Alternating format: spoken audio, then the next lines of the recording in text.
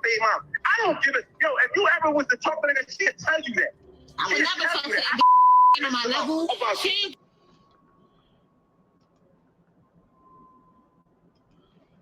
All right, gang. I'm rusty, bro. I'm trying my best. We're gonna figure this out, okay?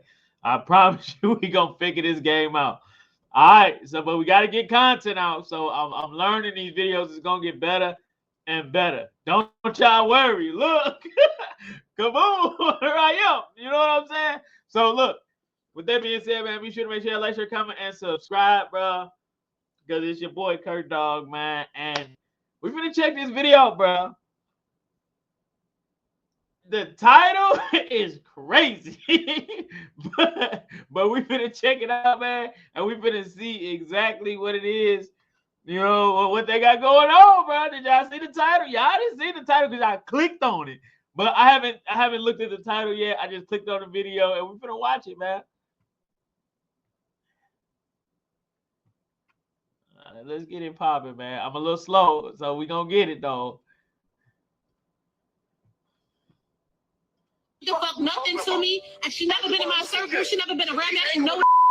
Philadelphia police have identified a suspect in connection with a deadly shooting inside a North Philly barber shop. 44-year-old Armand Hilton is wanted for murder, robbery, and related charges. Police say he shot and killed Natifa Wade inside a barber shop on Lehigh Avenue on Saturday afternoon. It was a quiet Saturday afternoon in Philadelphia. A barber shop, just like any other, filled with the hum of clippers and friendly chatter. Families walked by, unaware that this ordinary day would soon be shattered by an act of unspeakable violence. A single gunshot, then another. The peaceful neighborhood was jolted awake as chaos spilled onto the street. Inside the barbershop, a life was taken in the blink of an eye. But this wasn't just any random act of violence. The killer? Still out there, armed, dangerous, and leaving behind more questions than answers. But this isn't just a story about a murder. It's about a chilling trail of evidence, a suspect with a shadowy past, and a motive that will leave you questioning everything. On October 7, 2023, in North Philadelphia, a barbershop on the 2500 block of West Lehigh Avenue became the scene of a fatal shooting. A 40-year-old woman, later identified as Natifa Wade from Coatesville, Pennsylvania, was shot in the torso and head. Medics pronounced her dead at the scene. Why did this happen? Was this personal or part of something unsettling? And how did a quiet corner of Philadelphia become the backdrop for such a brutal crime? Stay with us as we unravel the layers of this perplexing case, exploring the investigation that followed, because the deeper we dig, the more disturbing. All right, gang.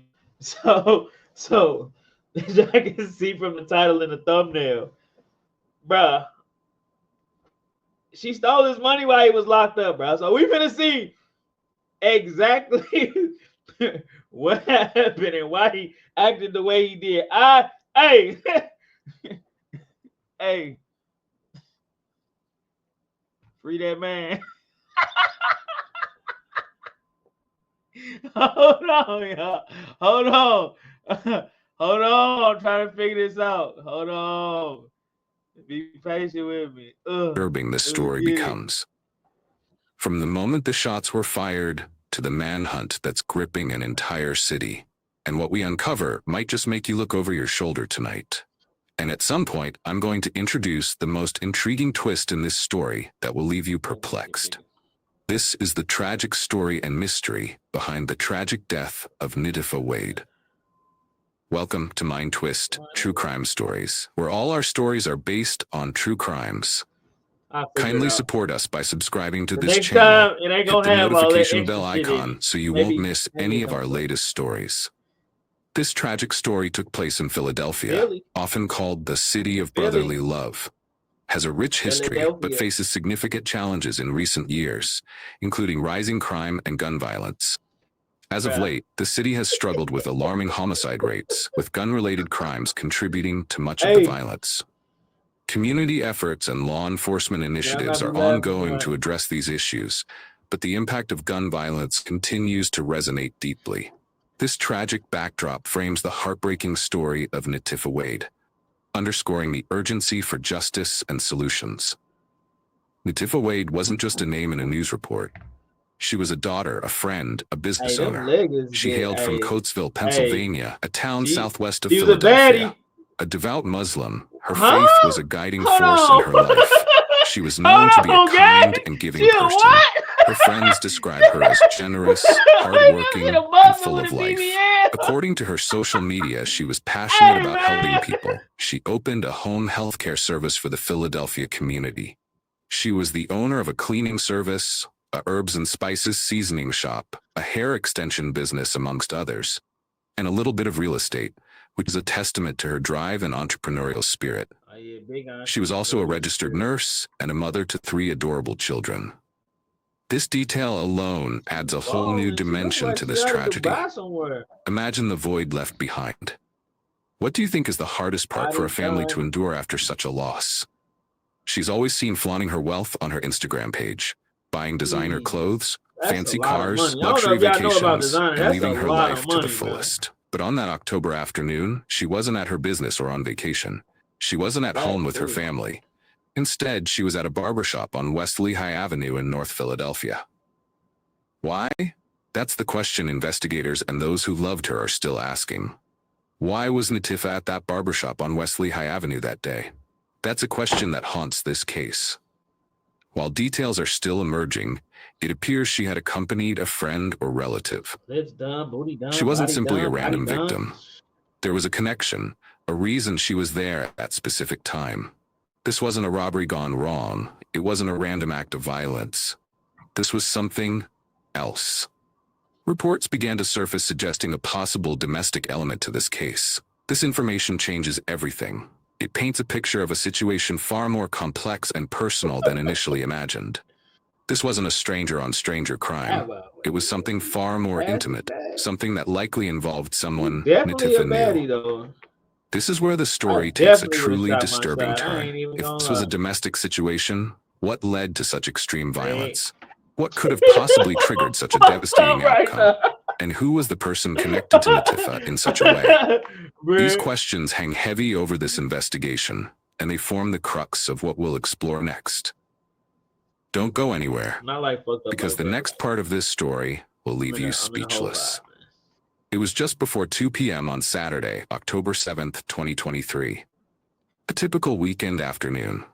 But inside a barbershop on the 2500 block of West Lehigh Avenue in North Philadelphia, that ordinary day was about to be shattered.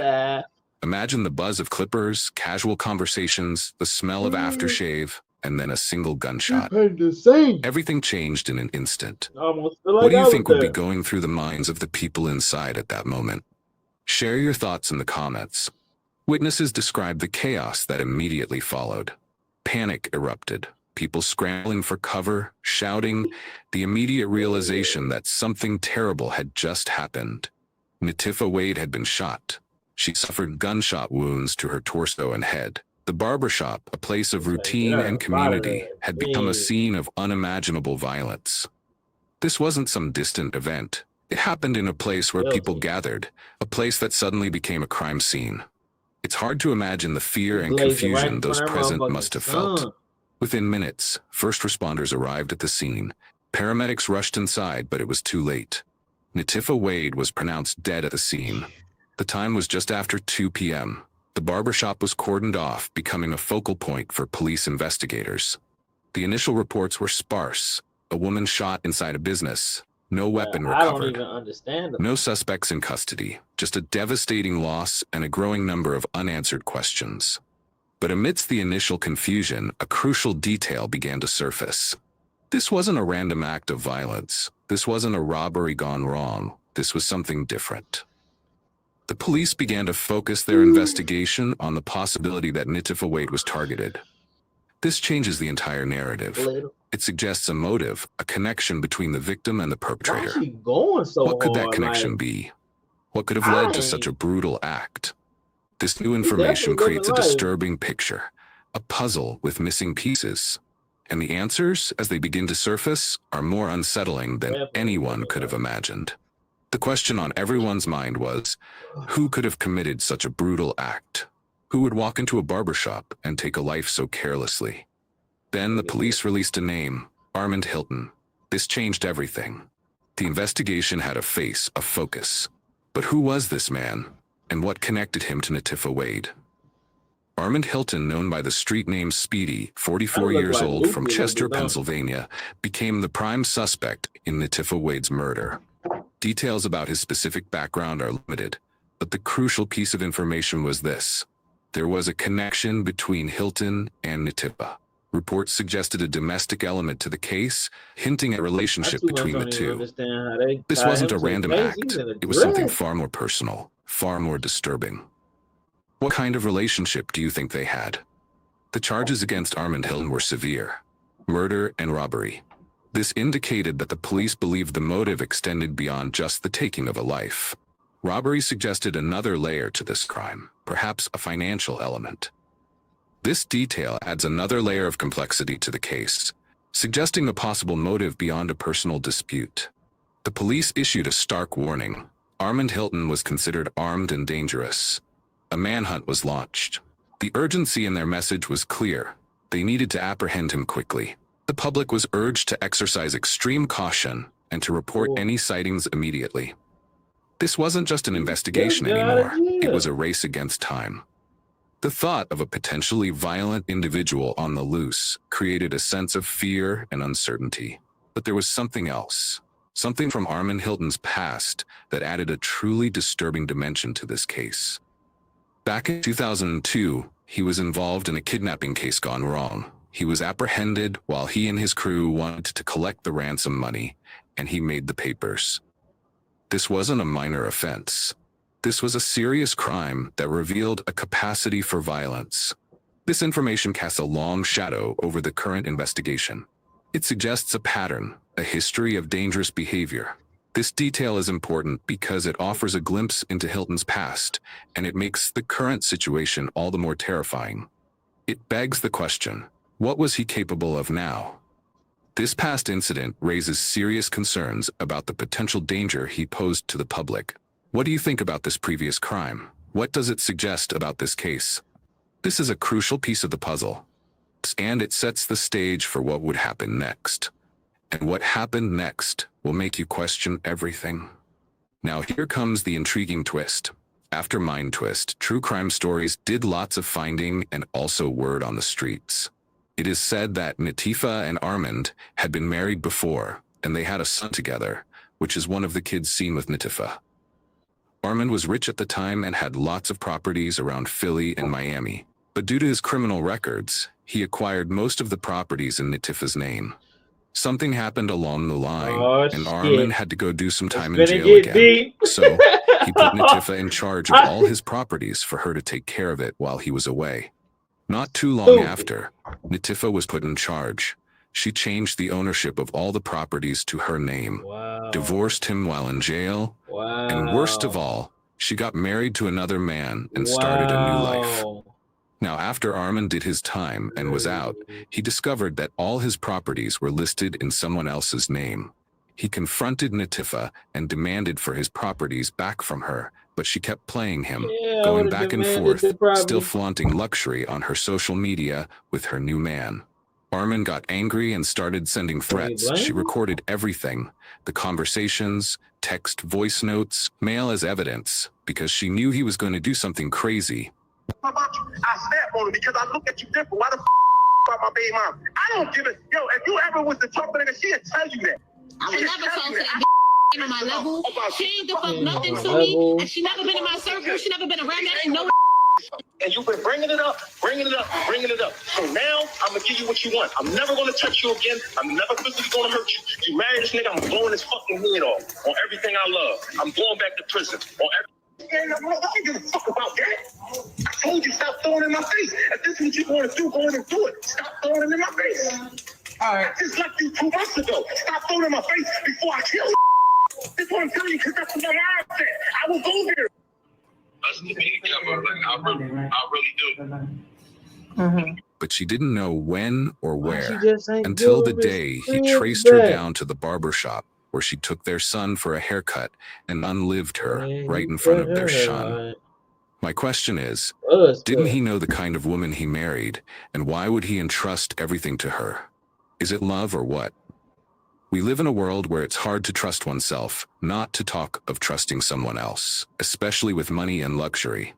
Dear viewer, was it right or wrong for him to have entrusted all his properties to her? Are his reactions and actions justified? Why would he end a life due to materialistic things? Bruh. What are your thoughts So what y'all concerning this think, story? bro? Kindly join Hold the on. conversation and contribute your thoughts in the comments section. I will be there to reply as much as I can. So what y'all think, gang? Is it free him? Bruh, if a motherfucker, if somebody go to jail and you leave all your stuff entrusted to them, bruh, she got off easy. Hey, I'm sorry. RIP to her. It's never fun when something like that happens. I don't know, man. I just kind of biased on the situation because a similar situation happened to me. But I didn't go that far. I just moved on and I'm grinding it back up, man. I grinded it back up, bro. But with that being said, man, be sure to make sure y'all like, share, comment, and subscribe. I don't want to get too overly opinionated. I'm just trying to find my swag with these videos. So again, be sure to make sure y'all like, share, comment, and subscribe, and make sure y'all jump down in the comment section. Let me know, bro.